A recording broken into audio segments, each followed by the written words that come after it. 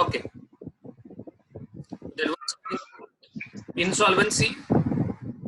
What is retirement of wills?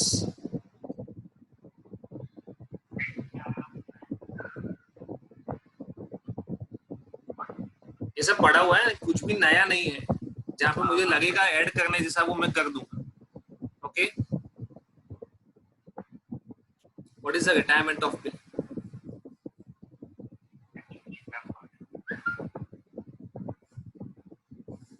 No idea.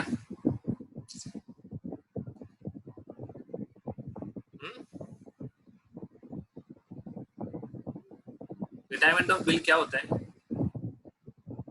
ठीक है, अगर मैच्योरिटी डेट से पहले, before maturity date, the debtor is able to manage funds. If before the date of maturity, the debtor is able to manage funds, and he asked the creditor that I want to pay early. Is it fine to you? क्या वो मना पड़ेगा? Obviously, future में पैसा मिले ना मिले उसका कोई गारंटी नहीं है ना. सिचुएशन कभी भी चेंज हो सकता है ना. So in that case, the creditor will say that is fine. I am ready to accept the money earlier. तो मैं आपके पास से 1 महीना जल्दी पैसा लेने के लिए ready. So that is called retirement of bill. क्या कहा जाता है उसको? इसका मतलब ये होगा कि जो भी है उसने earlier पेमेंट कर दिया. That is also called retirement. Okay. उसके लिए उसको कुछ फेवर भी मिलेगा. उसको कहा जाता है रिबेट ऑन बिल्स डिस्काउंटेड. क्या कहा जाता है? रिबेट ऑन बिल्स डिस्काउंटेड और सिंपल रिबेट. अगर मैं जल्दी पेमेंट करता हूं तो मुझे डिस्काउंट मिलना चाहिए. That is quite logical. Okay, या तो अगर मैच्योरिटी डेट पे भी बिल का पेमेंट हो जाता है उसको भी रिटायरमेंट कहा जाता है. We will say in a simple manner bill is honoured. क्या कहेंगे? Bill is honoured. ओके, अगर आप अपने बिल को रिन्यू करवाते हो, if you renew your bill, then also it is called retirement. If you renew your bill, then also it is called retirement. Why so? Let me tell you. Normally हमने ये देखा है, we have observed कि जब भी bill का renewal होता है तो जो डेटर है वो कुछ अमाउंट पे करता है और बाकी का अमाउंट के लिए नया बिल ड्रॉ करने के लिए कहता है. यस और नो? एट दैट टाइम हम कौन सा एंट्री पास करते हैं? दिस ऑनर वाला. कौन सा एंट्री पास करते हैं? Even if the bill is renewed, for the earlier bill we pass an entry of dishonour. Normal entry था उससे रिवर्स एंट्री पास करते हैं. बिल्स रिसीवेबल टू डेटर किया था तो उसकी जगह डेटर टू बिल्स रिसीवेबल करते हैं. मतलब पुराना बिल रिटायर हो गया और अब नया बिल जनरेट होगा. Is it fine? The old bill gets cancelled and a new bill comes into picture. That is also called retirement of bill. But normally, see, I have told you different aspects. Retirement में कौन से aspect covered होते हैं. But normally जब ये chapter retirement के बारे में बात करेगा तब उसमें एक ही चीज होगा कि आप अर्लियर पेमेंट कर रहे हो. They will consider only one type of retirement, that is called earlier repayment of the bill. उसको कहा जाएगा retirement of the bill. Is that fine? Okay. Now एक टर्म और बोल रहा हूँ, usage of the bill. Usage of bill. Any idea? Any memory of this word? Usage of bill क्या होता है?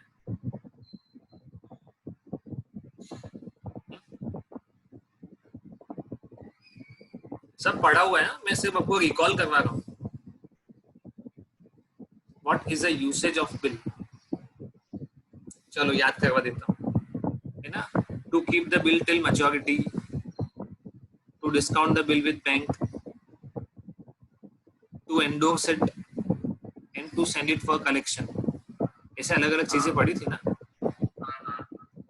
To keep the bill till maturity, हम maturity तक बिल को अपने पास ही रखते हैं, या तो हम उसको डिस्काउंट करवा देते हैं, या उसको एंडोर्स कर देते हैं, या तो कलेक्शन के लिए भेजते हैं।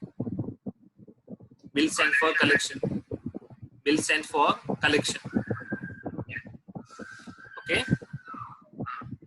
याद आया सबको? These are Yes, sir. called usages of 4 the types. You people are like, है ना, तुम लोगों को मैनेजमेंट का डेफिनेशन पूछेंगे तो याद है? हाँ sir, Yes. Yes, sir. Psychology. This is called management. इतना ही आता है ना? ये थोड़ा है, तुमको मतलब टाइटल याद नहीं है, बाकी सब अंदर का सब कुछ याद है। याद है। What is usance of the bill? Usage of the bill पढ़ा ना, what is the usance of the bill? USANCE, meaning ही नहीं पता है। It is simply referred to as the time period of the bill. क्या कहा जाता है उसको? हाँ, ये सारे टर्म्स जानना बहुत जरूरी है। ओके, वो क्या होता है, हम कभी भी एक सेंटेंस पढ़ते हैं, उसमें एक दो वर्ड हमें समझ में नहीं आते, बट पूरा सेंटेंस पढ़ते तो समझ में आ जाता है। रिलेटेड मीनिंग समझ लेते हैं हम लोग, सेट कर देते हैं कुछ ना कुछ, है ना? तो इन दिस केस आपको समझ में तो आ जाएगा एग्जाम में कि आपको बोला यूजेंस इज 3 मंथ्स, तो क्लियर है ना, 3 मंथ्स दिया तो 3 मंथ्स टाइम पीरियड ही होगा, but still you need to know. Okay, usance is nothing but the time period of the bill. Is it fine? Okay, Yes, sir. Yes. What is bill at site?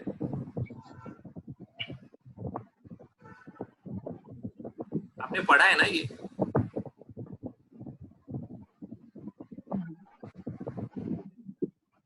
Bill at site क्या होता है?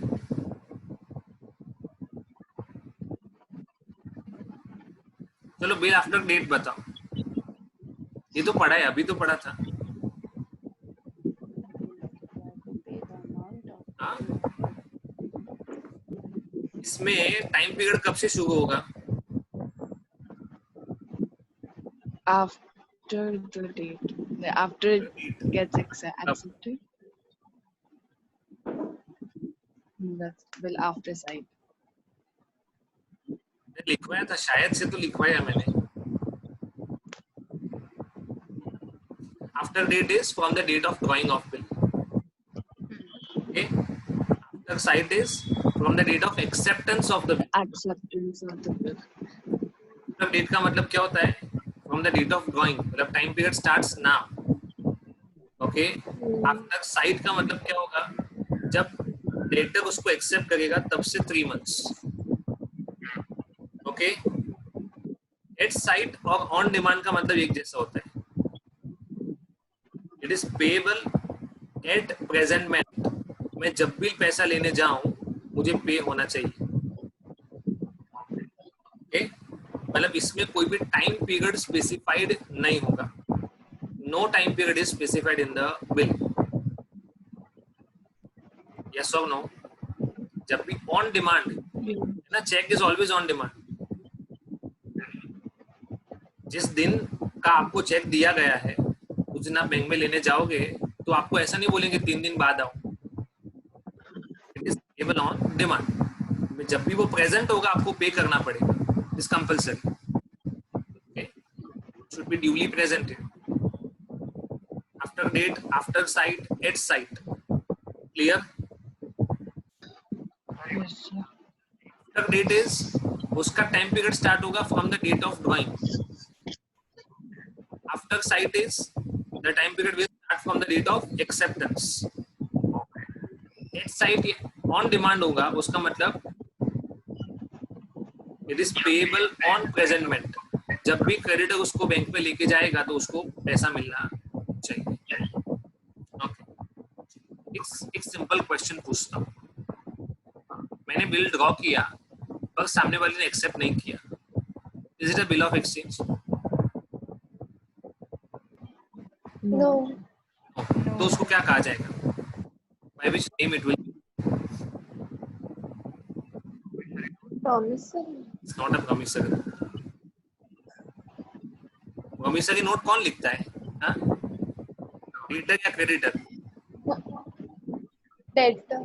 Debtor. और bill of exchange? Creditor. Creditor. इधर तो basic difference ही है।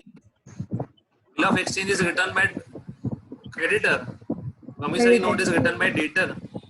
Debtor. उसमें order है, उसमें रिक्वेस्ट है, आई प्रॉमिस है, सॉरी। तो it is altogether different thing. A bill unless it is accepted is known as draft. क्या कहा जाता है उसको?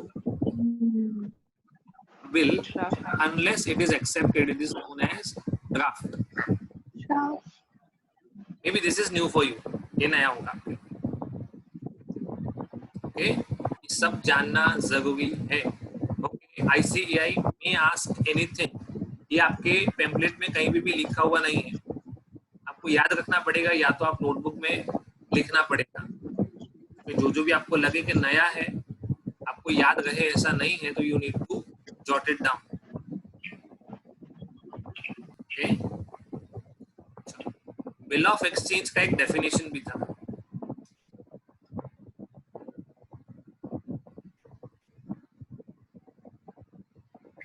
चलो, आपको टूटा फूटा जो भी याद हो,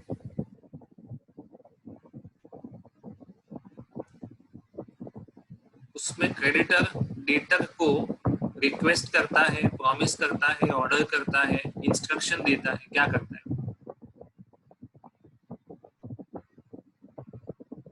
ऑर्डर ऑर्डर करता है। कैसा, कंडीशनल या unconditional? Unconditional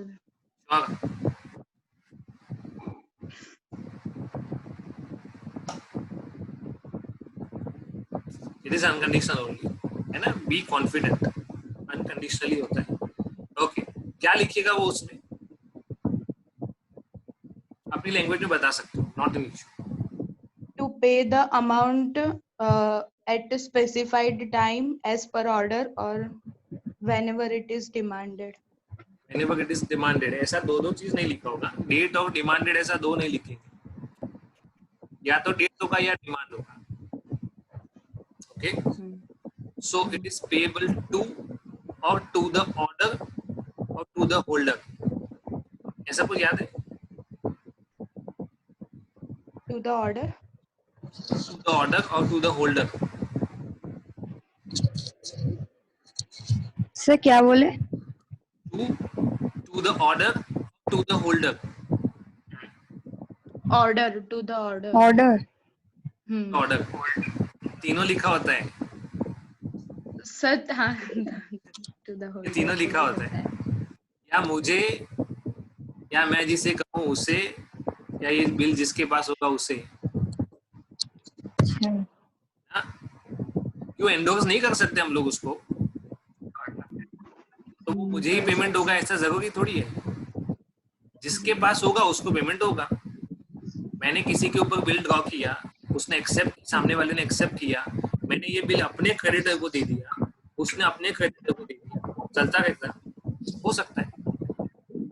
Yes. Holder in due course, क्या कहा जाता है उसको? Holder Holder in in due due. Course.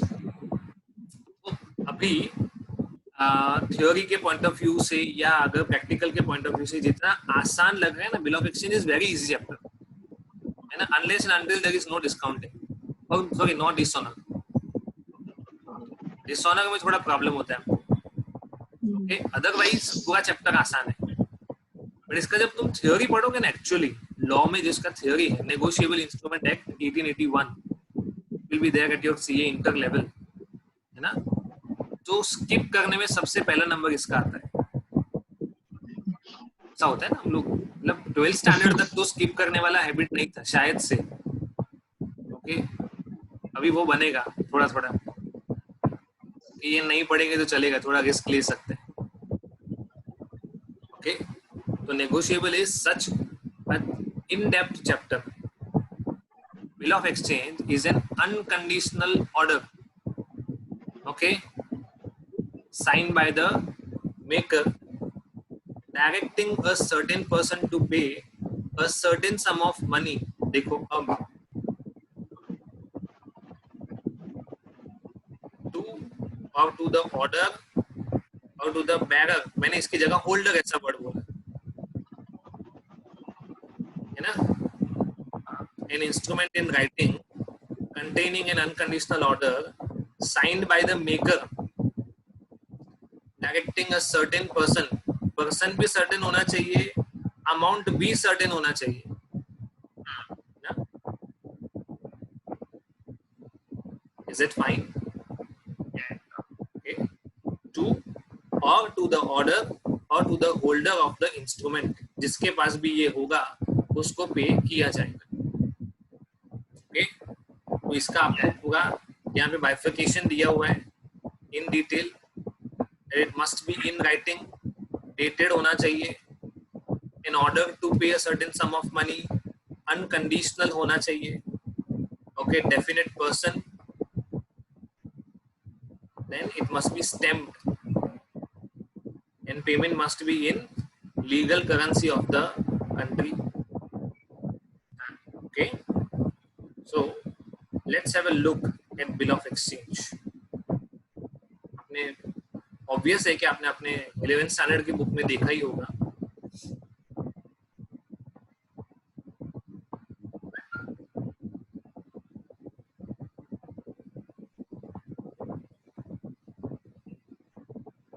Okay, इसकी जगह बदल सकती है. इधर स्टैम्प यहाँ पे है, okay, on the left side. Okay, वो इधर राइट साइड भी हो सकता है. आगे एबल टू सी, मैं जो इमेज दिखा रहा No, हूँ. sir. Fine, okay.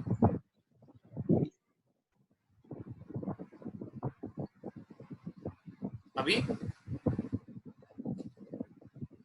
Yes, sir. Yes. Stamp है ना, वो यहाँ पे है लेफ्ट साइड पे, वो राइट साइड पे भी हो सकता है. ओके, और इधर लिख इधर दिक्कत होगा, मे बी इमेज थोड़ा ब्लर हो गया है. ओके, इधर है 1,50,000 1,50,000. इधर डेट लिखा है amount. January 15, 2019. Yes. ओके, इधर टाइम पीरियड लिखा हुआ है. 3 months after that. देखो कौन सा वर्ड यूज किया हम लोगों ने, After date. डेट. ओके, तो इसका टाइम पीरियड कब से स्टार्ट होगा? January 15. आफ्टर डेट है, मतलब डेट ऑफ एक्सेप्टेंस. ये तो डेट ऑफ ड्राइंग है ना. अभी डेट ऑफ एक्सेप्टेंस पे आते हैं हम लोग. Okay, Okay. पे मिस्टर आर. ओके, किसने बिल ड्रॉ किया है? देखो पी ने. ओके, वो क्या बोल रहा है को, या आर जिसे कहे उसको आपको 1,50,000 रुपए देना है फॉर वैल्यू रिसीप्ट, और we can say for value receipt. Okay, line का बहुत इंपॉर्टेंस है. आपका पूरा बिल ऑफ एक्सचेंज का डेफिनेशन आ गया इसके अंदर. ये सर्टेन सम हो गया, सर्टेन पर्सन है ना, इसके ऊपर बिल ड्रॉ किया है मिसेस क्यू के ऊपर. इसमें 3 पार्टी है. पी ने बिल ड्रॉ किया, ओके, क्यू के ऊपर ड्रॉ किया, और मिलने वाला है, R को भी. को मिलने वाला है. ओके, चलो, ये मैंने आपको कहा था, अगर ये एक्सेप्टेड वाला जो बॉक्स है ना, ये वाला, ये ना हो तो इसको क्या कहा जाएगा? Draft. It will be called a draft. जैसे ये एक्सेप्टेड हुआ ना, तो ये क्या हो जाएगा? Bill of exchange. Bill of exchange. Is that clear? चलो, एक्सेप्ट कौन से डेट पे किया मैं बता देता हूँ. January 18. 18th January. कब से स्टार्ट होगा period? 18th January. 18th January plus 3 months, that is 18th April plus 3 days. 21st April को उसका मैच्योरिटी डेट होगा. 21st April. Okay, Yes. the drawer in the bill. Mr. Miss P. Mr. Mr. P. P. Who is a drawee? Mrs. Q. Mr. Mrs. Q. तो mister are क्या हुआ?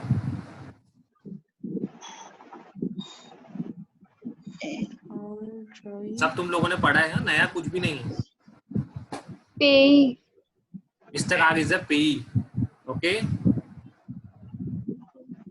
Mister P is a drawer, missus Q is a drawee. तो हम ऐसा बोल सकते हैं, mister P is a creditor, Pay. Mister Q is a debtor, Better. Okay. Mister R is a payee, okay.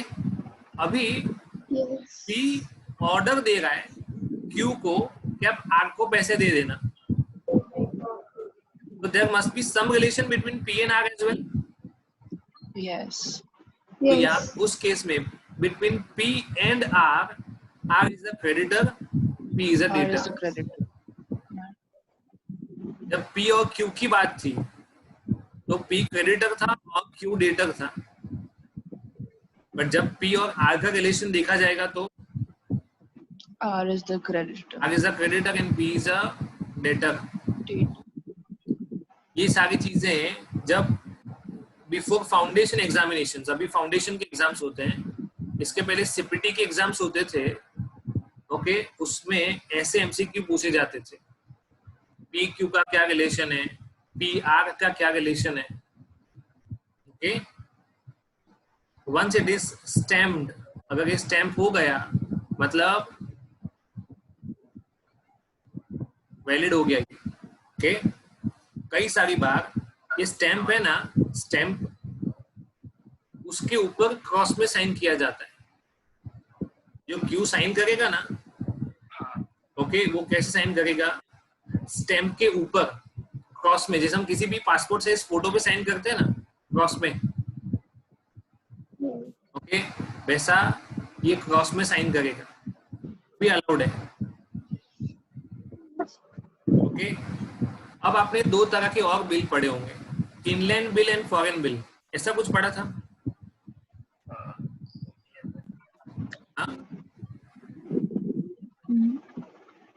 Inland bill and foreign bill, सिर्फ names read किए हैं sir. सिर्फ नाम पढ़े।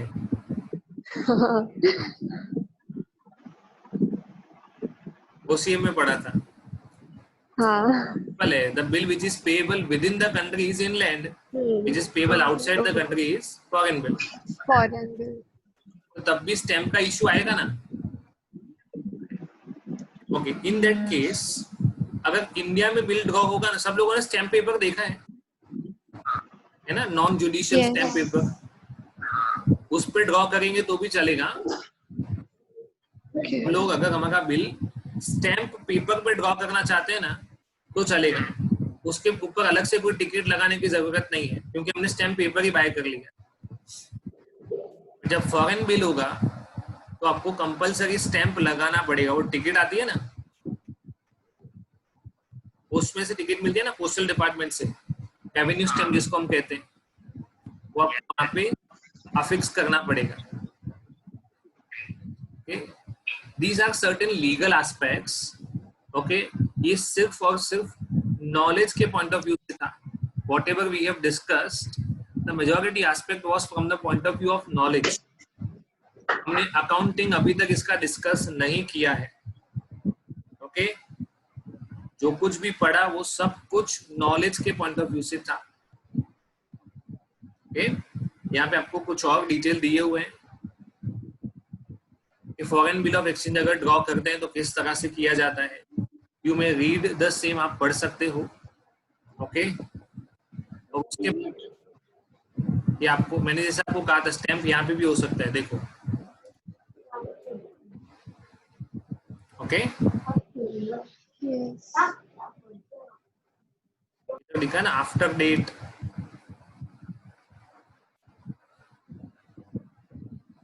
Paid order of Vincent John and associate, okay. लिखा है value received. ये सब बहुत नेसेसरी टर्मिनोलॉजीज हैं। Then there is promissory note, इसके बारे में हम बाद में डिस्कस करेंगे, ओके। का डिफरेंस दिया हुआ है, जनरल आर देयर, हमने ये सब डिस्कस कर लिया। ऑफ अ बिल, इसको क्या कहा जाएगा, यूजेंस। इसके लिए कौन सा वर्ड बोला था मैंने, यूजेंस ऑफ द। न्यूजेंस। आफ्टर साइट क्या होता है, आफ्टर डेट क्या होता है। ओके, हमने already due date of bill discuss कर लिया है। डेज ऑफ ग्रेस कितने होते हैं, 3। ओके, डेट ऑफ मैच्योरिटी के बारे में ऑलरेडी डिस्कशन हो चुका है। और यहाँ पे देखो ये है ना, ऑन डिमांड, एट साइट और एट प्रेजेंटमेंट। अभी याद आया, ऑन डिमांड मतलब जब भी प्रेजेंट किया जाएगा तब पेमेंट करना पड़ेगा। कोई भी टाइम पीरियड स्पेसिफाइड होगा कि नहीं, नहीं होगा। एट साइट होगा तो नहीं होगा। ओके,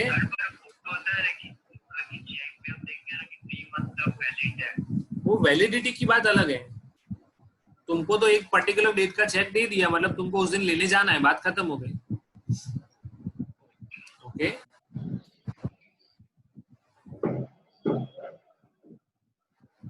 आफ्टर डेट, ये हमने एवरेज ड्यू डेट में डिस्कस किया था। After a specified period, okay, मतलब 3 महीने के बाद, on a specific date specified. ये ऑन अ डे होगा तो इसमें ग्रेस पीरियड ऐड होगा कि नहीं होगा, नहीं होगा। नहीं। Great. After sight, it will start from the date of acceptance. yes. हमने एक और डेफिनेशन में पढ़ा था, एक अनकंडीशनल होना चाहिए। मतलब मैं बिल में ऐसा लिखूं कि आज से 3 महीने के बाद अगर बारिश होगी तो बिल का पेमेंट होगा, नहीं तो नहीं होगा। चलेगा कि नहीं चलेगा?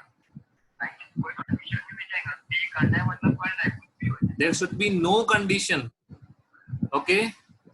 Yes. इधर तो लिखा है on the happening of event, मतलब ये इवेंट होगा तो आपको पैसा मिलेगा। ओके, है, बट कब, जब इसके साथ ये अटैच्ड हो,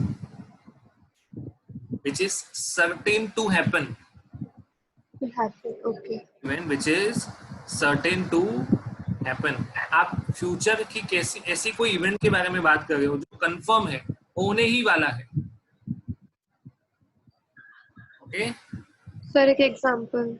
मतलब समझो कि मैंने किसी को वादा किया, आई प्रॉमिस्ड, और मैंने कोई बिल ड्रॉ किया और उसमें ऐसा लिखा कि जिस दिन एक पर्टिकुलर पर्सन की डेथ होगी तब मैं आपको पेमेंट करूंगा। That is certain to happen। No नहीं, मतलब होगी बट। हाँ वही बोला ना, होगा वो तो कंफर्म है ना। हाँ हाँ। तुम्हारे पास ऐसा कुछ हो जिससे डेथ सर्टेन नहीं हो तो बोलना। So it is certain to happen। So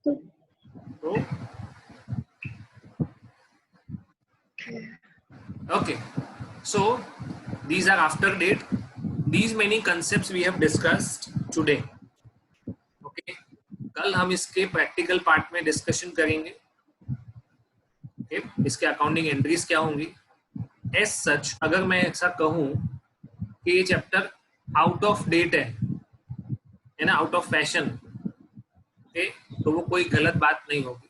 Nowadays these things are, we can say, rarely used, या तो नहीं यूज होती है, नेग्लिजिबल, ना के बराबर होती है। ओके, बट स्टिल ICAI ने ये चैप्टर इंट्रोड्यूस किया है। ओके, तो ये हमारा ड्यूटी है to go for the same.